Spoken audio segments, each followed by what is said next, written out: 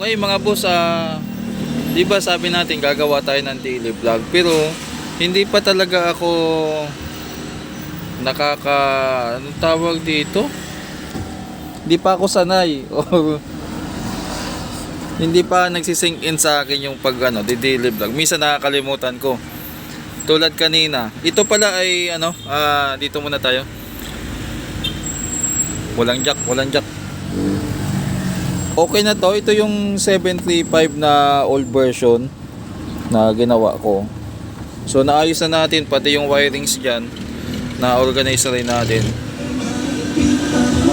Yan. So okay na to. Tatakpan ko na lang. Tapos mga boss, itong may parcel dito na matagal na i-unbox natin. Ilagay ko muna yung camera dito. Ayun, nakapost muna. So, titingnan natin kung ano yung nabili ko dito na matagal na. Isabay na lang natin sa vlog.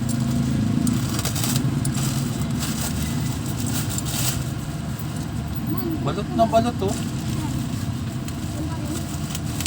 Nakalimutan ko na tong mga boss kung ano yung in-order ko. Ano kaya ito? Container. Minsan kasi pipinot-pinot sana tapos may mapilian. Ayun, plastic container. Yan. Ito yung nabili natin. Itatabi ko na lang. Magagamit ko to sa langis, sa rugby, sa epoxy. Pag may gagawin tayong mga repair. So for the meantime, itabi ko lang muna to. Wala pa naman akong paggagamitan. Nga pala mga boss, maraming nangyari ngayong araw.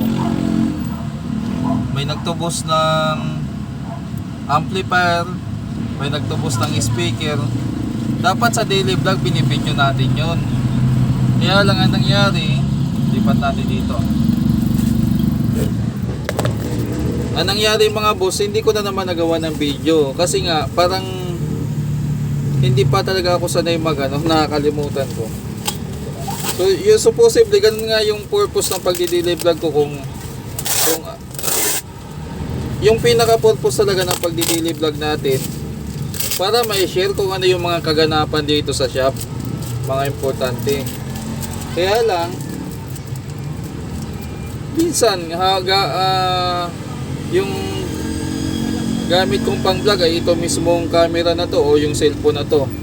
Kaya minsan kausap ko sa chat yung may-ari, tapos dadating kakausapin ko o ipapaliwanag ko o kaya may papakita ko sa cellphone, hindi natutuloy yung mga yun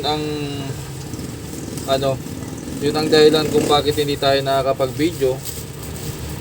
So dapat ang talaga daily vlog yung mga real life or yung mga kung ano yung mga nagaganap sa pang-araw-araw dito sa shop. Yun talaga yung pinaka kaya lang hindi ko pa nagagawa. Ko na lang sa inyo, share ko na lang sa inyo. May mga nabili akong amplifier dito. Ito. Sira na to. Ito sa baba. Aalamin na lang natin kung kung ano yung sitwasyon. Saglit lang. Ito yung isa na DB Audio na bili ko sa Magbubuti. Actually, halos wala na tong laman Ilagay natin dito.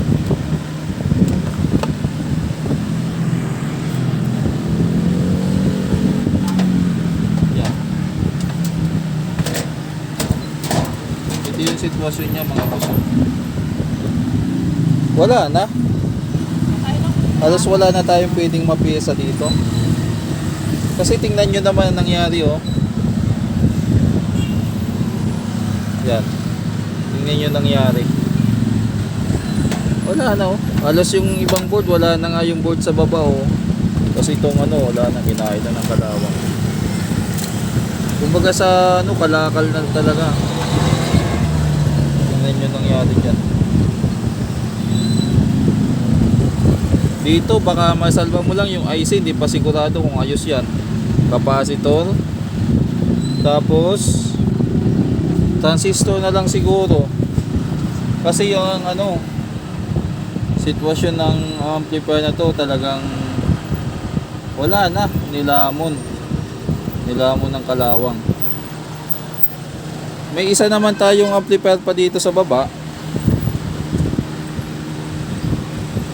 na binili ko.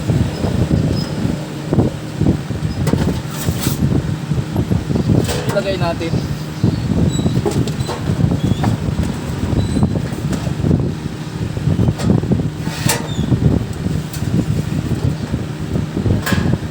Ito naman, pinagawa na to sa akin dati. Ang sitwasyon nito mga boss, kikwento ko lang sa inyo. Bago mag 2024, yung amplifier na to, binili ng may-ari sa Ever, sa Commonwealth. Binili niya to, tapos kinargahan niya ng sobrang daming speaker. Bumigay yung transistor at saka nasunog tong transformer. Kumbaga napalitan na ng transformer to. Tama ba? Ito ba yun? Ay parang ibang unit yun. Parang hindi ata to. Pero hawig eh, tingnan nyo naman.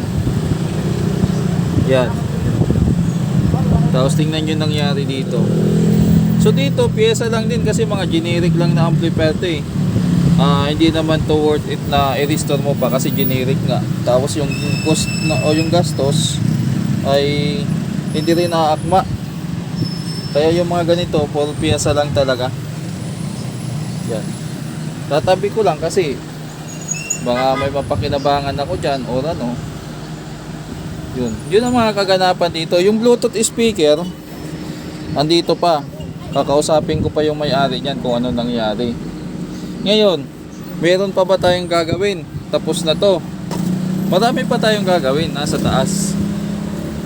Yung iba dyan na hindi pa nagagalaw. Tapos, meron pa dito sa likod. Yan. May mga gagawin pa tayo. Kaya wala mang pumasok. Okay lang. At saka may nagpagawa din pala kahapon ng microphone. Nabawasan na tong microphone wire natin.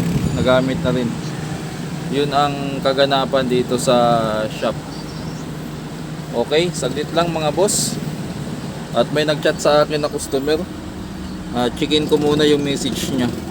Kung wala nang gaanong takpan ko na to, tapos itabi ko na muna.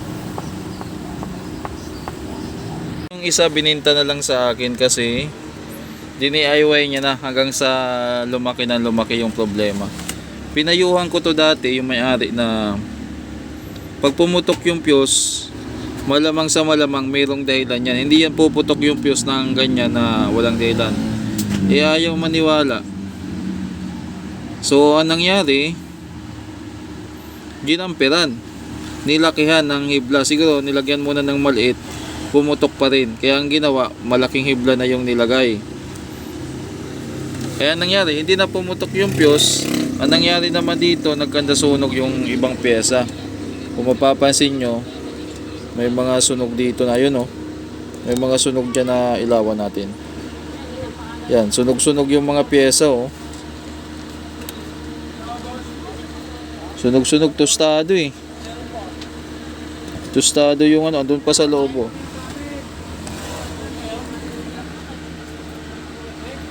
Yan, tostado. Ewan ko lang dito sa loob kung may nasunog dyan. Dito wala naman. Tapos tingnan nyo ang ginawa, ginamper na lang So ganun talaga nangyari dito. So ito pwede pang mabuo. Itong isa naman, wala na talaga to. As in, hopeless na. Hindi na kaya to. Wala nang transformer, wala nang ibang pyesa. As in, basura na talaga to kung tutuusin. Mapapansin nyo, ang capacitor nito maliliit. Apat na, ilan ba to? 5. 1, 2, 3, 4, 5. So 5 kada, kada portion. Ano bang value ng capacitor? 1063.